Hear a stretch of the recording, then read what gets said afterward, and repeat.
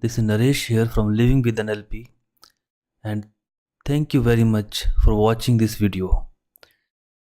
In this video, I want to talk to you about the topic of conversational hypnosis.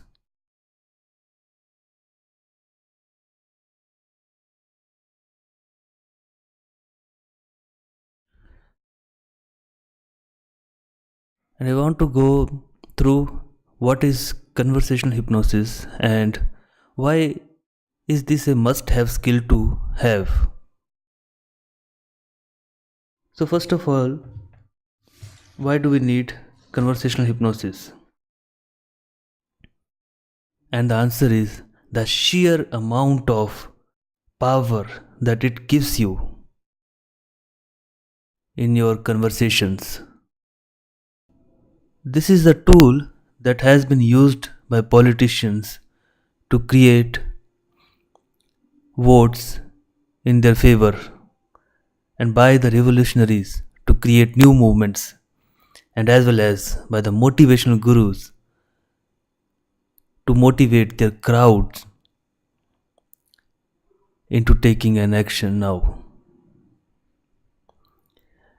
This tool has been used by the change agents like coaches and therapists who were exceptional to create to be more effective in their work that they are doing. So before we go forward, there is one assumption that I want to break or address before going forward, and that is that the conversational hypnosis is only for hypnotherapists. This is a very wrong assumption. Conversational hypnosis is as much as applicable to anyone in day-to-day life as it is useful for a hypnotherapist. It's true that hypnotherapists gain a lot more effectiveness in their work if they use the conversational hypnosis. But the conversational hypnosis is not restricted to hypnotherapy.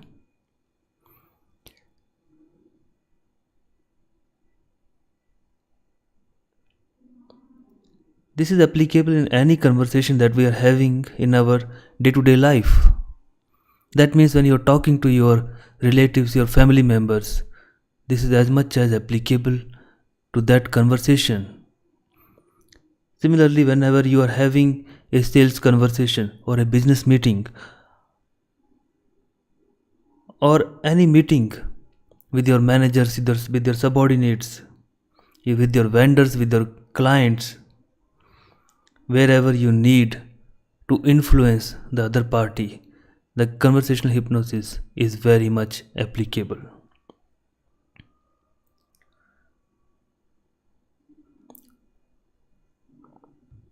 So without much ado, let's talk about what is conversational hypnosis.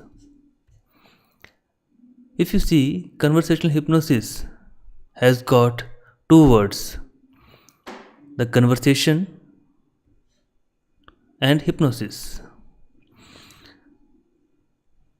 Conversation means our day to day conversations, the normal conversations. And the hypnosis is the process of talking to the subconscious mind of the other party. So, by common sense, we now know that the conversational hypnosis means using day to day conversations to influence the subconscious mind of the other party. And why do we need to influence the subconscious mind of the other party? And the reason is that subconscious mind is actually the seat of emotion. We have two parts of the mind. One is conscious mind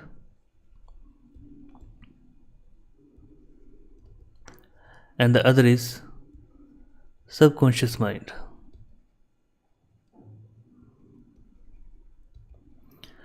The conscious mind is our mind which thinks, which logics, which decides, which analyzes, which passes judgments. So, if you need to take any decision, you need the active involvement of the conscious mind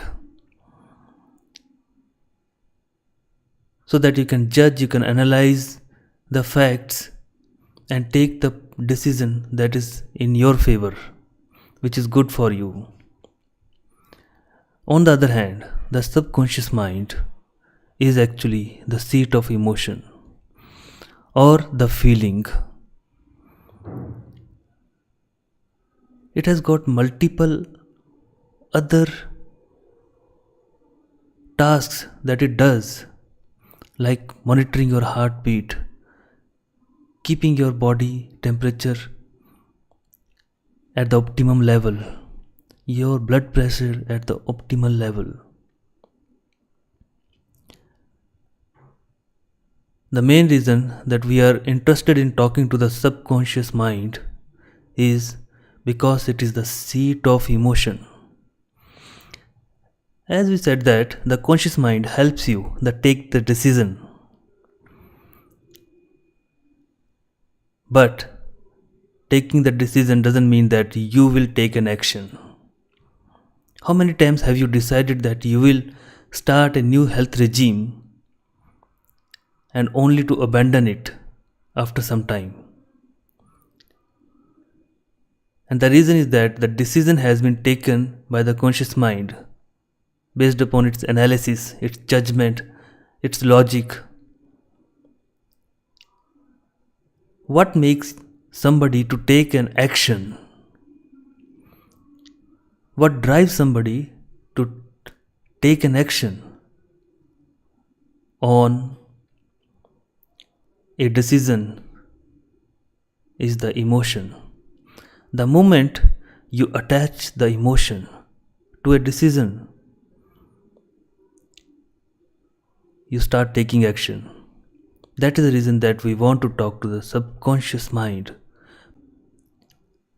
The mistake that we do is during our normal day-to-day conversations is that we keep talking to the other person using logic. And we hope that the other person will understand our logic and will take an action.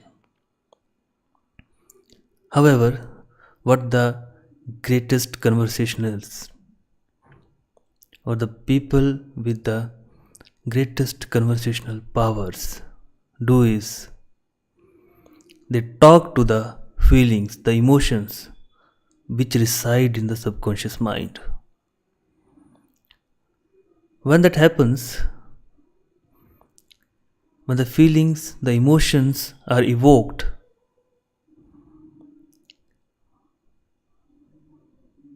the probability of the person taking an action based upon that conversation increases. Many revolutionaries have used conversational hypnosis knowingly or unknowingly to create great movements. Great movements. Some good, some bad, but they were great, massive movements.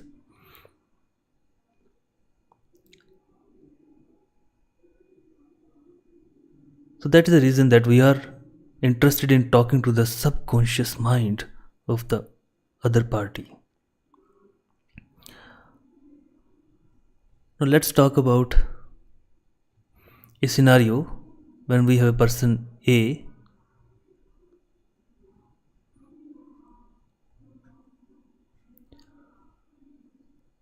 who is talking to person B.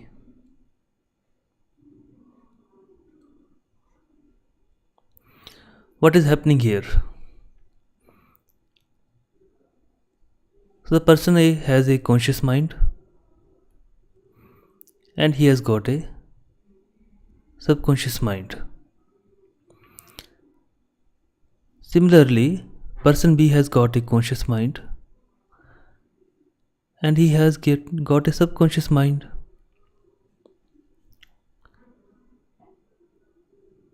During a conversation, the conscious mind of A is talking to the conscious mind of B. Suppose this is A and this is person B. The conscious mind of person A is talking to the conscious mind of person B. It is presenting its logic,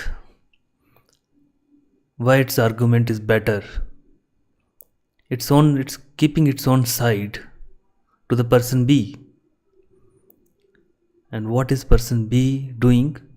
Person B's conscious mind is picking up the words, it's thinking, it's using the logic, it's analyzing it, it's judging everything that the person A is talking.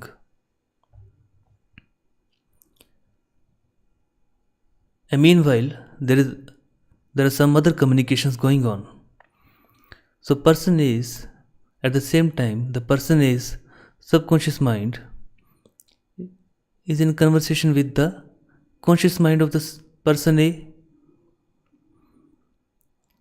because person A is accessing some feelings which are, and based on those feelings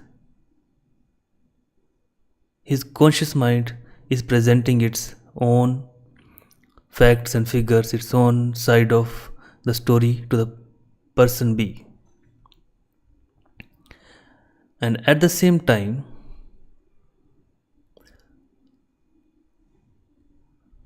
the person B's subconscious mind is communicating to the conscious mind of person B.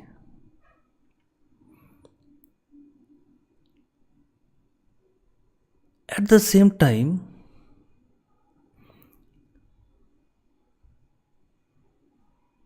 when this conversation is going on, the conscious mind of person A is also communicating with the subconscious mind of the person B.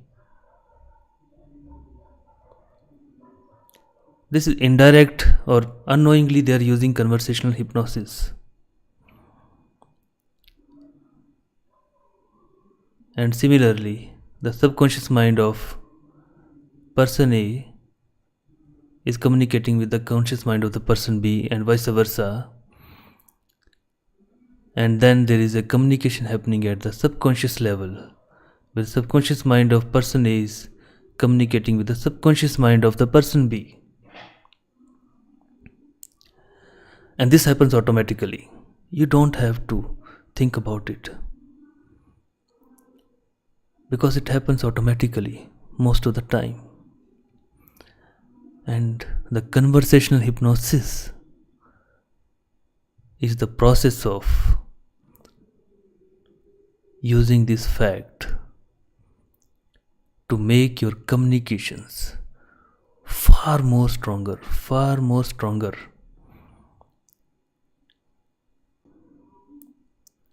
Then it would have happened naturally.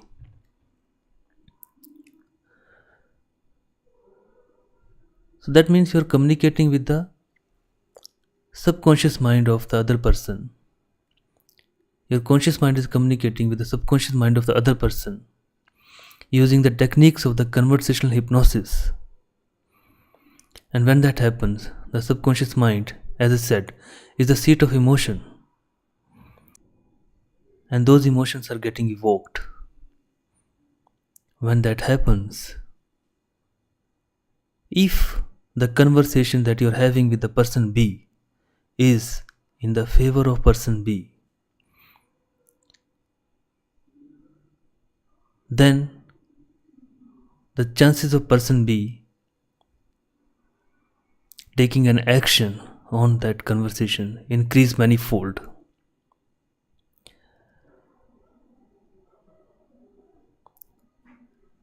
So if there is any conscious resistance that the conscious mind has to offer, the action from the subconscious, the power of action from the subconscious mind of person B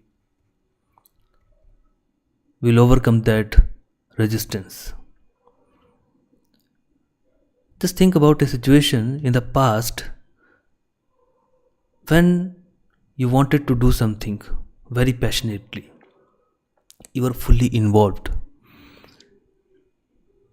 Maybe you wanted to go for some particular study, you wanted to take one particular subject, or you wanted to have that relationship which was very unique, and you wanted to have that relationship,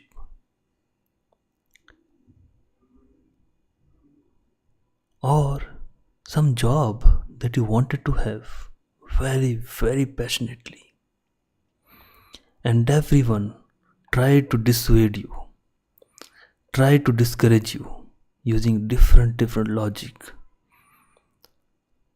by trying to future pace you, by trying to tell you how the future will look if you go with your decision, and that was not a pleasant picture. And yet, even after taking those inputs, sometimes for long period of time, sometimes for years also, you might have sometimes got swayed by the logic, but ultimately you took that decision and went ahead with your emotion or your gut feeling or your intuition. That is the power of the subconscious mind. So if subconscious mind has to do something, it will do it because it has got the feelings, the emotions. So emotion is nothing but, it's also called energy in motion. So the conscious mind is helpful in deciding, but the action comes from the subconscious mind. That is the reason that we are interested in talking to the subconscious mind of the other person. When you do this process intentionally, that is the conversational hypnosis at its best.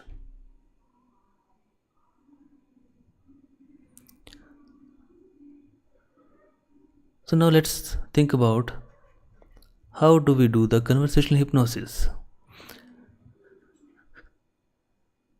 Teaching conversational hypnosis is first of all a very vast topic.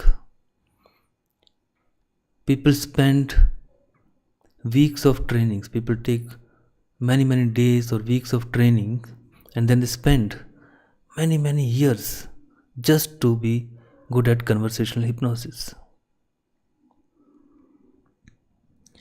It's not to discourage you, it just is to emphasize that practice makes a man perfect. And the perfection comes when you keep on practicing over and over for many days, weeks, months, and years. So, conversational hypnosis came into picture by the study of a famous hypnotherapist called Dr. Milton Erickson.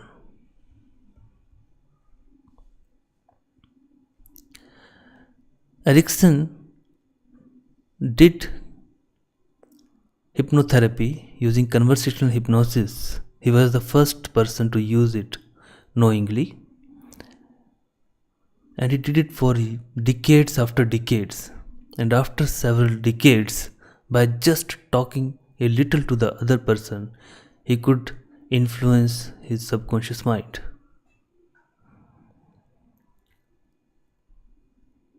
So the practice is very important, and the training is a huge, there are a lot of topics to be covered in the training. So this how is just it's not even the tip of the iceberg. It is just like the tip of a needle, or not even that. So how do we do conversational hypnosis? So there was a research which was carried out And the result of the research was that our communication is not 100% verbal. In fact, the verbal component of the communication was only 7%. Out of the rest 93%, 38% was auditory. That means our tone, the tone of our voice, the pitch of our voice, the fluctuations in our voice, the quality of our voice, how soothing your voice is, the rhythm of the voice constitutes 38%. And rest 55% is body language, the gestures that you make, your face, the facial expressions, the posture that you take when you sit in front of the other person or you stand in front of other person, your hand movements, everything constitutes 55%. So that means when we are talking to somebody and we are putting so much effort on the logic, we are just trying to use this 7%. While the real power lies in this 93%. And we almost always, most of us, ignore this thing. No one talks about it. No one pays any attention to it. In conversational hypnosis, we used all three modalities to talk to the other person during our conversation. Actually, talk is not the right word. Communicate is the right word. In conversational hypnosis, we use all three modalities, the verbal, auditory, and body language, to communicate with the subconscious and conscious mind of the other person, so that we can use as much of the power of communication as is possible. Does it work? Yes, it works wonders. It works wonders. And this is the same principle that has been used by all top politicians to sway the vote bank in their favor, and all the revolutionaries to create big movements, be it Gandhi, Mandela, or Hitler, even even Napoleon Bonaparte. All of them were very good conversationalists. Now, it does not have to imply that they were doing it intentionally. It comes naturally to a lot of people. For example, you might have met somebody with whom after meeting for a couple of minutes you felt very relaxed, very comfortable, and both of you started sharing a lot of things which you might not have probably shared even with your closest friend, sometimes not with your spouse. What is happening here is, it's a speed rapport that is being built, and sometimes the other person's words are so soothing, so comforting, that you get engrossed, you feel good, you feel wonderful. This is, the other person may not be knowing it, but it is the conversational hypnosis, most probably in action. So conversational hypnosis comes naturally to a lot of people, and others need a lot of practice. Even if it comes naturally to you, you might be a very good conversationalist to whom people come for the advice or whenever they are feeling low in life. Just talking to you might make them feel much better, or at least a little better. So that means you might already be using some of the principles of the conversational hypnosis. It's the unconscious process in many people. But people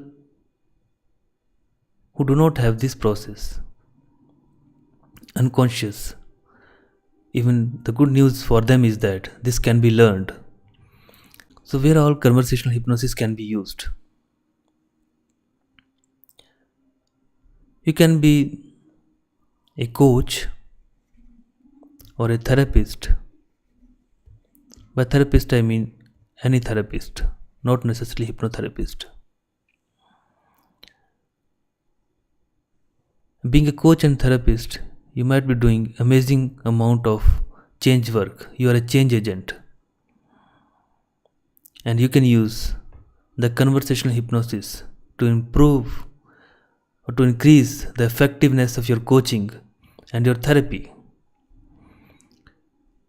As a therapist, when you use conversational hypnosis, your clients would start feeling immediately better when they come to visit you and you are just having their interview, just talking to them. And you can improve their confidence in your therapy and thus their response to your therapy. As a coach, you can use this skill to put your client in wonderful state so that his focus is on the future and he takes action from the subconscious level.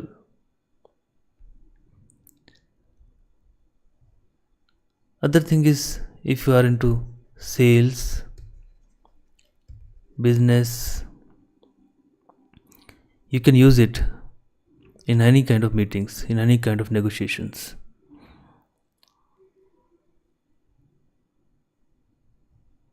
You can even use it for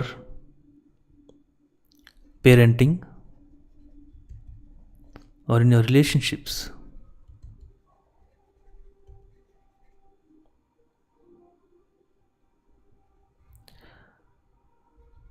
Motivational gurus use it a lot in their speeches. That's why you go to any motivational event where a motivational guru is speaking, and within few minutes you start feeling charged up. You start feeling as if you want to take an action now.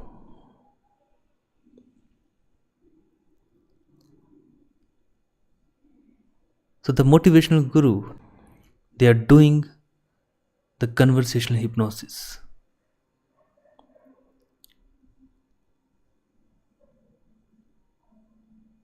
So if I have to summarize it, in any situation where you need to influence the other party, the conversational hypnosis is a must have tool. It has got a lot of highly tangible and non tangible rewards. Money is just one part of it. If you have a very good grasp on the conversational hypnosis, you'll see a lot of money. That is one thing, because your therapy, your work, your effectiveness at meetings, your effectiveness in relating to people would increase manifold. It improves your leadership qualities. So money is just one part. that you will have. There are a lot of intangible things which makes it a perfect value for money kind of skill to have, something that is priceless.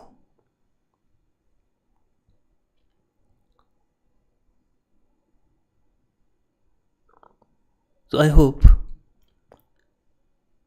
you would have got a little bit idea about what conversational hypnosis is. We did not go into much depth because it needs a lot of time, and even the basic courses in conversational hypnosis run for days. But conversational hypnosis is a skill that anyone can have. And the more you practice, the better you become.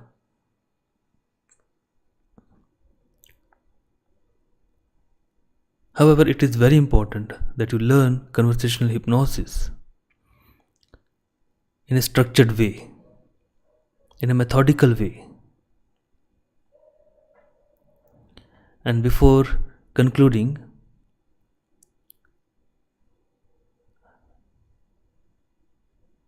there is one assumption, if you're getting it, that you can use it to control people. Then I would like to clarify that assumption. Can you use conversational hypnosis to control people? The answer is no. Not against their will.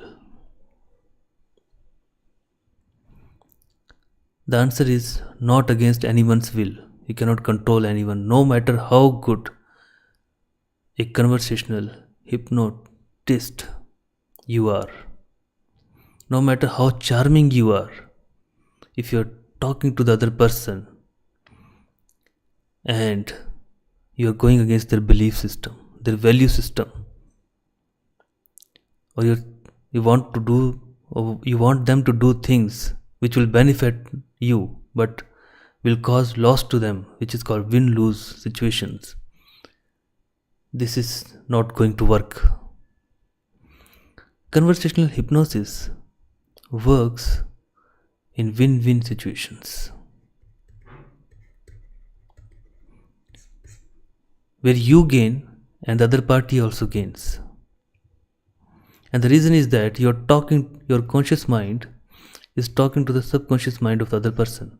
The subconscious mind is responsible for well-being and health.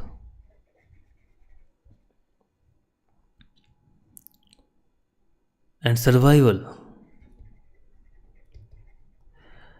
If what you're talking goes against the well-being or the health or survival of the other party, the subconscious mind is not going to obey your commands, if you like to call it that way.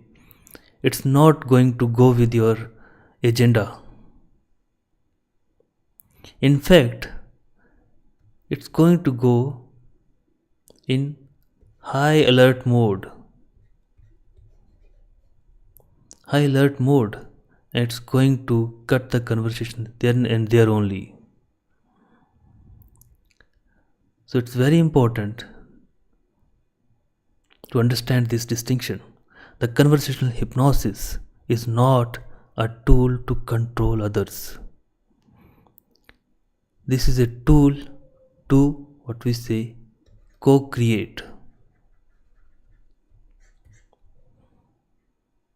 So co-create is a term that is used widely in the coaching arena. So when you and the other person with whom you are talking, if the conversation is going in a direction where both of you will co-create or will co-manifest something good for both of you, the conversational hypnosis will work like a charm. Like a charm. It's going to be a very valuable tool in your pocket. However, if things are not obeying this rule, then it's going to fall it's going to fall on its face.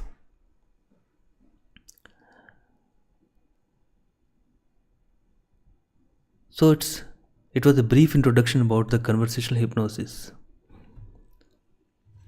and why should you learn it,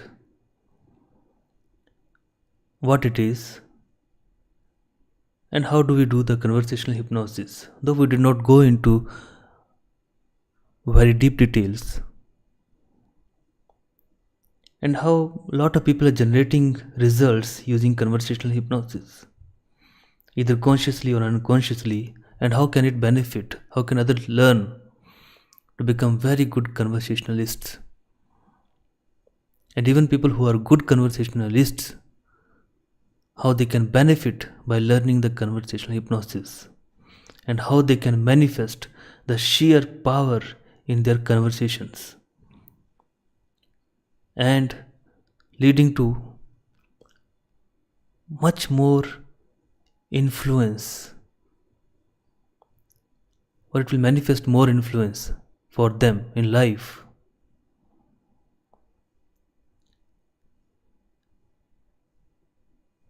And how can somebody create amazing amount of change work using conversational hypnosis. So with this, I would like to thank you again for watching this video. If you want to know more about conversational hypnosis and you want to learn conversational hypnosis, please go to my website, which is called livingwithnlp.com,